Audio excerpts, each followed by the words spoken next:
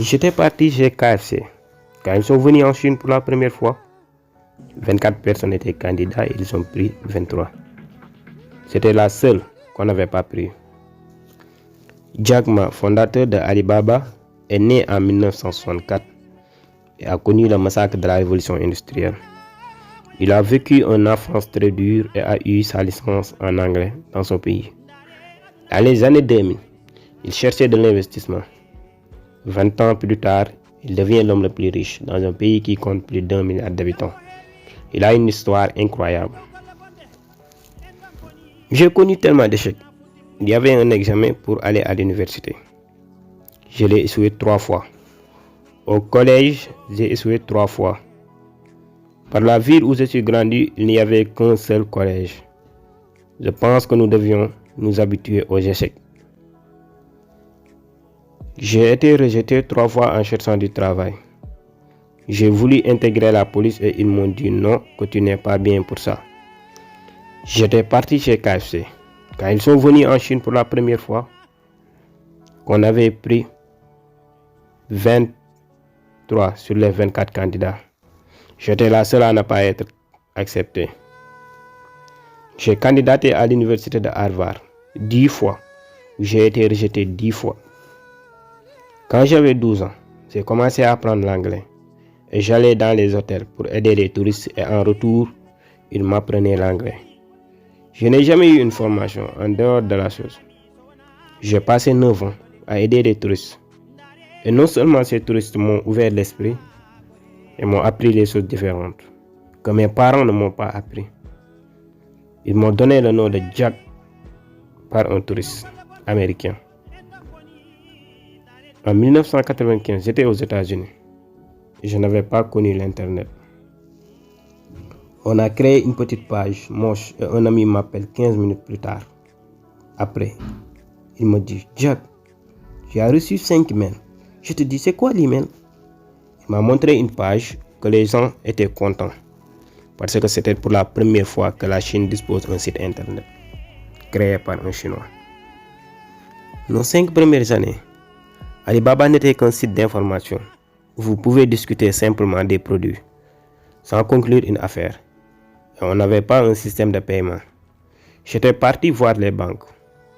Aucune ne voulait nous fournir une licence. Les banques disaient que les choses ne vont jamais marcher. Et je savais que si je mettais à faire le système de paiement, mon acte serait inégal. Et il faut avoir une licence. Mais en même temps, si je ne le fais pas, le commerce en ligne mènera nulle part. C'est là que j'étais parti pour la première fois à Davos. J'assiste à une discussion sur le leadership. Elle était une question de responsabilité et de choix. Et à la fin, j'appellerai mes amis. Et je leur dis, faites-le maintenant. Faites-le. Si ça tourne mal, ou si on nous arrête, je prendrai toute la responsabilité entière. C'est important de construire une confiance. Et je leur dis, si vous ne le faites pas correctement, c'est vous qui serez arrêtés. Ils me disent que ceci était stupide. Je leur réponds, tant que les gens l'utilisent, tant mieux. Aujourd'hui, 800 millions de personnes utilisent notre système de paiement et c'est gratifiant de l'investissement qu'on a.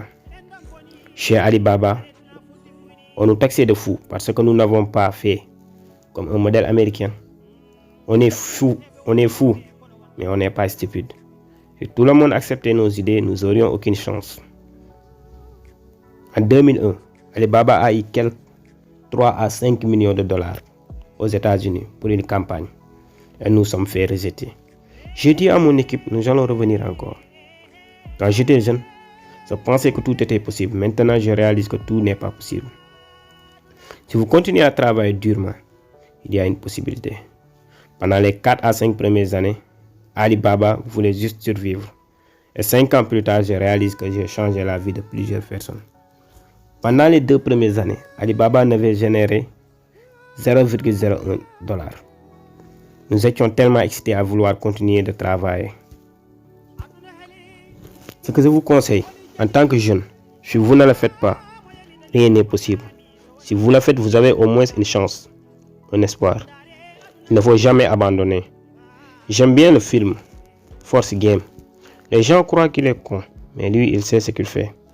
J'ai connu la dépression dans les années 2002-2003. Moi, j'ai cru en ce que je faisais. Que les gens adorent ou pas, la vie est un box. Vous ne saurez jamais ce que vous aurez. Je disais à mon équipe, nous devrions travailler dur, très dur même. Pas pour nous, mais pour 8% des jeunes de la Chine. Nous avons juste un travail d'équipe. Aujourd'hui, les jeunes perdent espoir, ils perdent leur vision. Ils commencent à se plaindre. Je le dis, nous avons connu les mêmes situations que vous et nous n'avons pas abandonné. J'ai pensé changer le monde, mais là, tu as le monde devant toi. Et je pense que le plus important, c'est de survivre et de créer quelque chose que vous aimez. Merci.